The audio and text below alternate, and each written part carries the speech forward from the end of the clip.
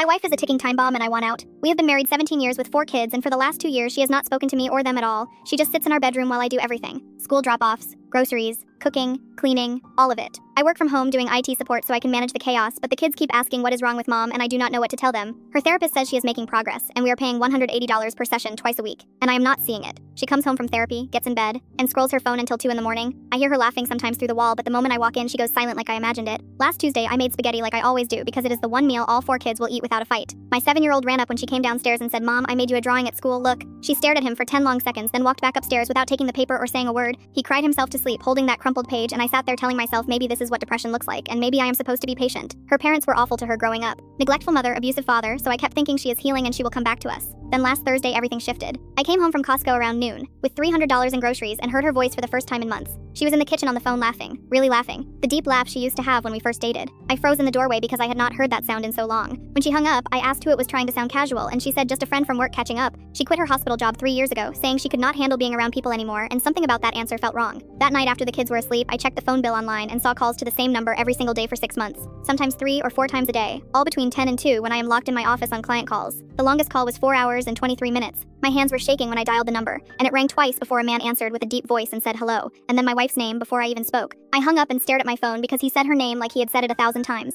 I did not sleep that night and kept replaying every sign I ignored. The new clothes she bought, the makeup she started wearing again, the way she would shower and get dressed even though she never left the house. Friday morning I waited until she came back from therapy and asked her who the guy was. She did not look surprised and said he is someone who actually listens to me. She told me his wife attends her therapy group and they started talking in the waiting room 7 months ago. I asked if she loved him and she said maybe. I asked if she was leaving and she finally looked at me and said she had been dead inside this marriage and that I made her this way. She said I forced her to have these kids and forced her to stay home and forced her into a life she never wanted, and now she found someone who makes her feel alive. I told her she begged for a big family and insisted on staying home and made those choices herself, but she screamed that I always make everything about me and twist her feelings around. She has been packing for 3 days, and my 14-year-old asked why mom has suitcases out and I said she is going on a trip. My 11-year-old asked if she is coming back and I told him I do not know because I honestly do not. Yesterday her lawyer called saying she wants half of everything. The house, the savings, the retirement I built over 20 years, plus primary custody even though she has not spoken to these kids in 24 months. Her therapist is ready to testify that she has made remarkable progress and is prepared to be a full-time mother again. This morning she came downstairs with her bags and my youngest asked, "Where are you going, mommy?" She bent down, looked him in the eyes and said, "I am going somewhere I can finally be happy." Then she walked out the front door, got into a car I did not recognize, and drove away while my kids stood at the window watching until it disappeared. I still have that crumpled drawing my son made 6 months ago on my desk. It says, "I love you, Mom," in red crayon, with a picture of our family holding hands, and in the drawing she is smiling. He drew her smiling.